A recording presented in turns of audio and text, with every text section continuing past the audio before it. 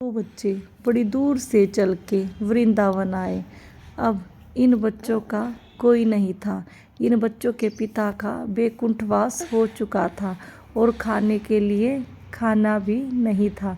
तो दोनों भाई मिलकर वृंदावन बांके बिहारी मंदिर में आते हैं। तो क्या देखते हैं कि गोस्वामी जी अपने पास बुलाते हैं और कहते हैं, तुम्हारे लिए रहने, खाने पीने और शिक्षा का प्रबंध मैंने कर दिया है। ये सब बातें सुनकर दोनों भाई असमंजस में पड़ जाते हैं कि गोस्वामी को कैसे पता लगा कि हम आने वाले हैं और हमारे लिए ये प्रबंध करना है। तो आइए देखते हैं यह सब प्रबंध गोस्वामी जी ने कैसे किया, या फिर यह भी बांके बिहारी जी की ही कोई लीला है। तो प्रसंग को ध्यान से सुनिएगा। हरे कृष्णा दोस्तों, राधे राधे। मध्य प्रदेश के एक गांव में पति पत्नी और उनके 2 बच्चे रहा करते थे। और पति पत्नी दोनों ही बांके बिहारी जी के अनन्य भक्त थे। वैसे तो परिवार खुशहाल था, सही था, लेकिन परिवार की आर्थिक स्थिति सही नहीं थी। यदि पति को दिन में सारा दिन काम करने के लिए मिल जाता था तो पेट भरकर खाना मिल जाता था। यदि जिस दिन पति को कार्य नहीं मिलता था तो उस दिन पूरे परिवार को भूखा पेट भी सोना पड़ जाता था।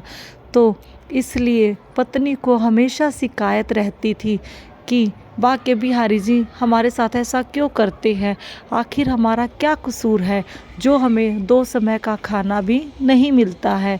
तो पति हमेशा कहते थे, कोई नहीं, बांके बिहारी जी हमारी ज़रूर सुनेंगे। ऐसा नहीं हो सकता कि बांके बिहारी हमारी नहीं सुनेंगे। लेकिन फिर भी पत्नी को यह बात पचती नहीं थी। बस एक ही बात मन में थी, जाने बांके बिहारी हमारे साथ ऐसा क्यों कर रहे हैं, हमारे बच्चों का क्या कसूर है। तो पति हमेशा कहते थे कि कोई बात नहीं है, बांके बिहारी हमारी ज़रूर सुनेंगे। तो एक दिन ऐसे ही पति की तबीयत खराब हो जाती है और पैसों का अभाव होने के कारण पति का इलाज नहीं हो पाता। तो इस वजह से पति का देहांत हो जाता है, बैकुंठ धाम चले जाते हैं। अब पत्नी की समझ में कुछ नहीं आता कि मैं अपने दोनों बच्चों का पेट कैसे भरूंगी, क्योंकि पति मजदूरी करके लेके आते थे तो ही पूरे परिवार को खाना मिलता था। तो पत्नी की समझ से सब कुछ बाहर था। पत्नी अपने दोनों बच्चों को लेकर वृंदावन पहुंच जाती है। पत्नी के पास इतने भी पैसे नहीं थे कि वह बस में बैठकर वृंदावन तक जा सके। तो पत्नी ने पैदल यात्रा में ही वृंदावन की यात्रा तय की। जब वृंदावन पहुंच जाते हैं तो पत्नी वृंदावन जाती है और सोचती है कि मैं बांके बिहारी जी से पूछूंगी कि हमारे साथ ऐसा क्यों हुआ, मेरे बच्चों का क्या कसूर है, मेरा क्या कसूर है।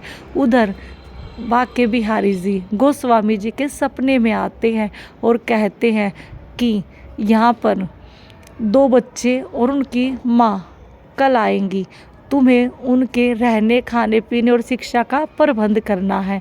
तो गोस्वामी जी पूछते हैं कि ठीक है प्रभु, वो कब आएंगे। तो बांके बिहारी ने कहा वो कल आएंगे। तो गोस्वामी जी जैसे ही यह बात पूछते हैं कब आएंगे, यह बताते ही बांके बिहारी जी अंतर्ध्यान हो जाते हैं। तो अब गोस्वामी जी भी माता और उन 2 बच्चों का इंतजार कर रहे थे। तो गोस्वामी जी सोचते हैं मैं उनको पहचानूंगा कैसे, सारा दिन गुजर जाता है, वो माता और उनके बच्चे नहीं आते। तो इधर गोस्वामी जी भी परेशान थे कि जाने मैं कैसे पहचानूंगा। लेकिन शाम हो जाती है, मंदिर के द्वारपट बंद हो जाते हैं। तो एक आदमी गोस्वामी जी को बताता है कि मंदिर के बाहर एक माता और उनके 2 बच्चे रो रहे हैं और बांके बिहारी जी को शिकायत कर रहे हैं। तो गोस्वामी जी समझ जाते हैं कि यह वही माता जी है जिसके बारे में बांके बिहारी जी ने सपने में आकर मुझे खुद बताया था।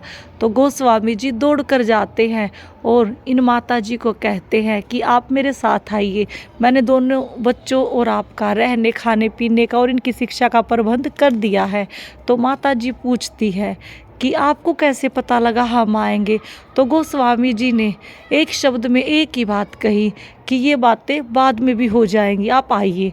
तो माता उनके साथ अपने बच्चों को लेकर चली जाती है और अब बच्चों को खाना पीना, अच्छी शिक्षा मिल गई, बच्चे बड़े हो गए, पढ़ लिख कर अफसर बन गए।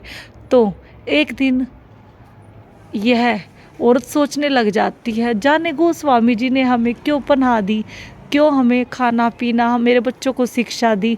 तो गोस्वामी जी के पास जाती है और पूछती है कि गोस्वामी जी आज तो बता दीजिए कि आपको कैसे पता था हम यहाँ आएंगे।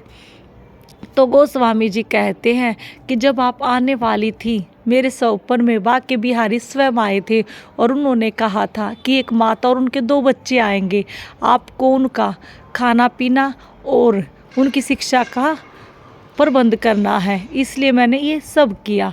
तो फिर यह माता जी सोचती है कि मेरे पति ठीक कहते थे कि बांके बिहारी लाल सब ठीक करेंगे, विश्वास रख। एक मुझे ही शिकायत थी, मुझे नहीं पता था कि बांके बिहारी मुझसे इतना प्यार करते हैं, मेरा इतना ख्याल रखते हैं, मेरी इतनी बात सुनते हैं, मुझे माफ़ कर दीजिए। फिर यह औरत ज़ोर ज़ोर से रोना शुरू कर देती है और बांके बिहारी लाल से क्षमा याचना करती है। दोस्तों, ऐसा नहीं है कि आप बांके बिहारी जी से प्रेम करते हो और वो आपसे प्रेम नहीं करते।